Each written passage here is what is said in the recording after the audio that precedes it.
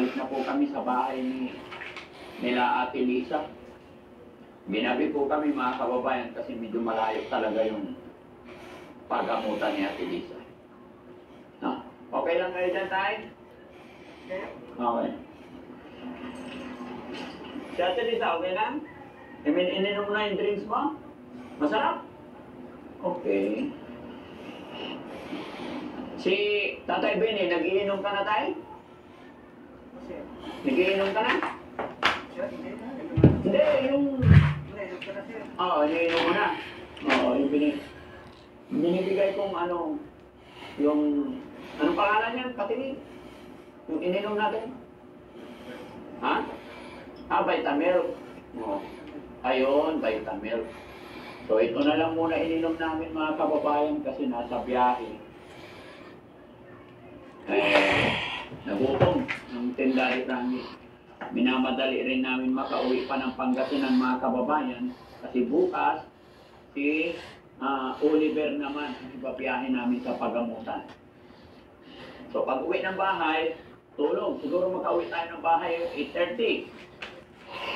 Alas 9 tayo makaalis dito. Darating tayo ng bahay alas 12. Tapos alis tayo ulit ng alas 8. Alas na tulog natin. Kaya Oliver, kaya ba?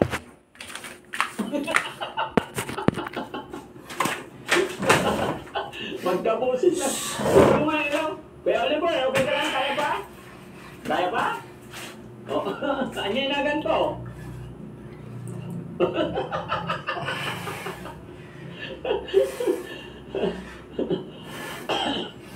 Ate Lisa, okay ka lang? Oh, maganda na yung sagot ni Ate Lisa. Kayo mga kababayan, ano yung pinaka-signature na sagot ni Ate Lisa noon? Nung umpisa. Diba? Sige. Siguro. Naalala mo yan, Ate Lisa? Okay. Opo, very good na. Wala nang sige. Okay. Wala na rin siguro. Wala na. Very good. Ito, papasok na tayo dito. Salamat. Medyo madilim lang. Ingat, Kuya Oliver. Ay, alam na ni Kuya Benny. No? Napala sa lahat ng nanonood ng premiere natin, mga kababayan.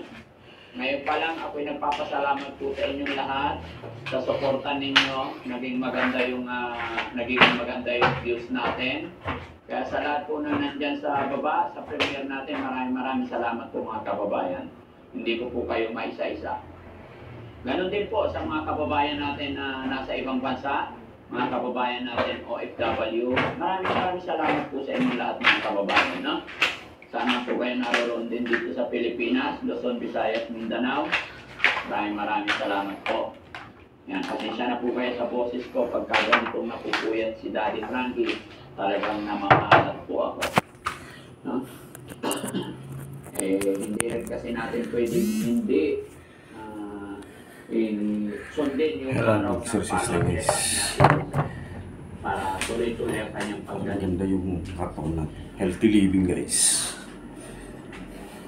Kaya ikaw, Tatay Benny, iingatan mo yung tawad mga anak mo, ha? Huwag mo silang papabayaan. Oo, kailangan gumawa tayo ng paraan, ha? Okay, tingnan mo yung hirap pagod natin.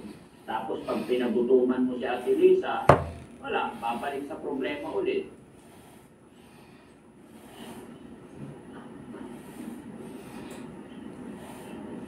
Kasi ngayon, medyo busy kami kay Oliver. Bago kaming pinapagamot ulit. No? Kaya huwag mong iisipin na nandyan kami all the time. Ang mission lang namin kasi tayo is maipagamot si Ate Lisa. Ngayon, pag naipagamot na si Ate Lisa, okay na. Iba naman ang tutulungan namin.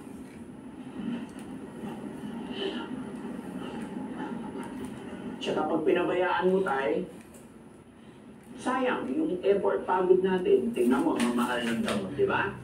Oo. Kahit vitamins pa lang. Nasaan yung ibang gamot? Nandyan na.